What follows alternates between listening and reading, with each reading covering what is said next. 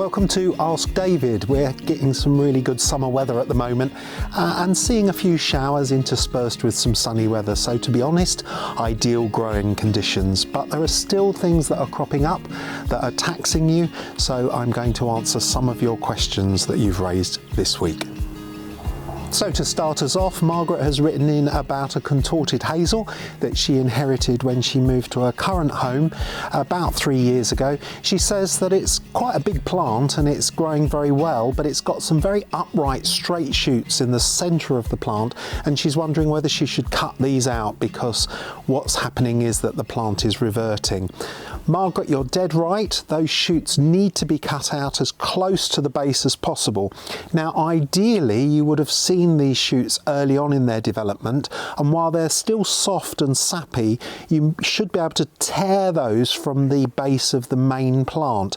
But it sort of sounds like these are old shoots that have been around a few years and are quite thick and woody, and you might find it quite difficult to tear those out from the plant. So get as low as you possibly can on the plant where those straight shoots are originating from, and use a saw or loppers or secateurs to cut out those shoots, as I say, as low as possible on the plant, and as soon as they re-arise, if you see them starting to come back, then tear those new shoots off, those straight shoots off, or again revert to cutting them off with secateurs.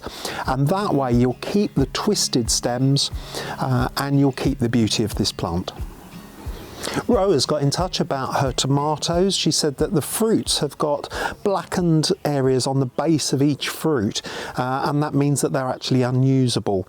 So this is blossom end rot, and it comes about because the plants are trying to take up sufficient moisture and nutrients, and they can't take up all they need. So they tend to take up the major plant nutrients in preference to calcium, and the blossom end rot is caused by a calcium deficiency. So you can overcome this, Ro, by making sure that you choose a compost that's suitable for tomatoes in the first place. So that can be just some fresh compost to start with, or a bag of special tomato compost, and that will have sufficient calcium in it that will mean that the plants have got ready access to it. The other thing that often causes this taking up of other nutrients in preference to calcium is if the plants dry out too much.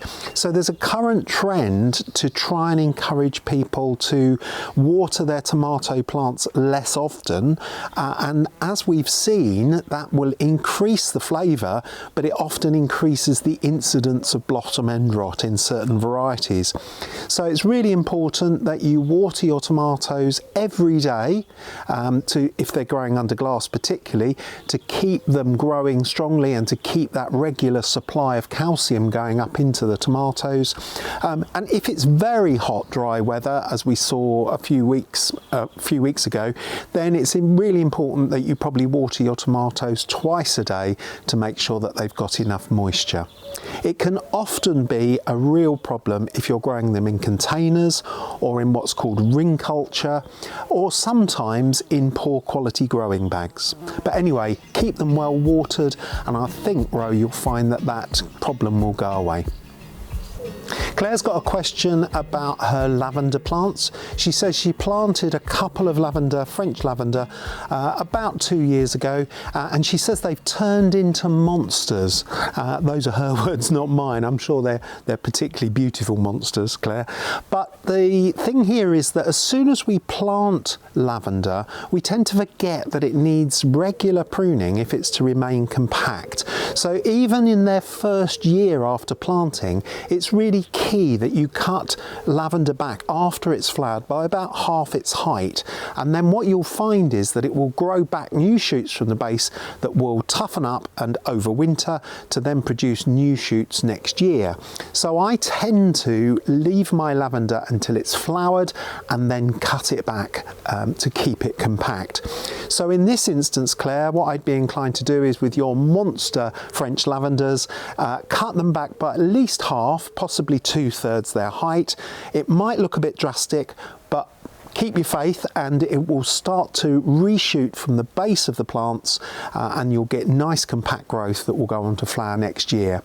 If you have got 1 or 2 flowers left on the plants, then you have to steel yourself to cut them off, because you have to choose a particular time to prune, and in my case it's after the majority of the flowers have finished. Christine's asking me about her photinia red robin. She says it's grown into a very large shrub and there are still leaves on the top of the plant, but the centre of the plant has lost most of its foliage now and it's quite bare and unattractive, and any new coloured shoots tend to be right up in the air where she can't really enjoy them. Again, photinia, rather like the lavender in the previous question, photinia needs to be pruned as soon as you can from young to keep it compact. And because they're quite easy-going plants, we tend to plant them and leave well alone, and they get bigger and bigger and bigger, and eventually we realise that they're so big that we can't really enjoy them. So if you're planting a new one, then prune it every year, prune it back a little bit, tip those new shoots back in the summer and keep it more compact, and that way you'll avoid this long leggy bare at the base problem. But in this instance, when it has got too large, then I would be inclined to hold off pruning it now and wait until around April or even the beginning of May next year, as soon as the plant is starting into growth. And then I'd be inclined to cut all those old woody stems down as hard as you can, close to the ground as possible. It might look really, really drastic and monumentally bad, but you'll find that the plant will reshoot from really low down at that time of year in April, May time, because it's got so much energy and it's starting back into growth.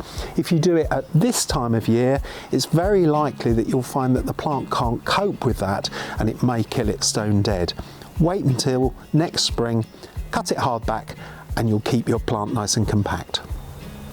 And last for this week, Brenda says that she's got lots of plants in her garden that aren't really flowering very well, and she's wondering whether the soil is exhausted and whether she can do anything to help those plants and encourage them to produce more flower. So Brenda, here it tends to be a problem if your soil has been unimproved for years and years and years, and if you haven't added any organic matter back into your soil, then you'll find that the performance of the plants can deteriorate. So I'd be inclined to add a really good layer of mulch this autumn, about 2 inches or 5 centimetres deep, well rotted garden compost or bulk quantities of organic matter, anything you can get hold of, and mulch over the surface of the soil and let the worms take all that goodness and richness back into the soil. If you can afford it, repeat it next spring as well, and that should enrich your soil and help the performance of your plants. But also it's possibly down to pruning. You say in particular that Buddleia globosa hasn't flowered. And the thing is that the ordinary Buddleia, which is Buddleia davidi, with the plumes of flower, that one you cut down in the spring just before it starts into growth. But Buddleia globosa, if you're doing that treatment with your Buddleia globosa, then it won't flower, because unfortunately Buddleia globosa is different from the ordinary Buddleia in as much as it actually produces its flowers on the previous season's growth. So if you're cutting your Buddleia hard back, this Buddleia globosa hard back, you're cutting off all the potential for flower. So please check the website, Gardener's World website, for details of how to prune different plants, and make sure that you're pruning your Buddleia globosa in the right way, which involves taking out the oldest flowered shoots immediately after it's finished flowering. And then with regard things like the agapanthus that you mentioned, then that needs to be growing in a really good sunny spot to do of its best, and it will really benefit if you give it some sulphate of potash as it starts into growth in the spring.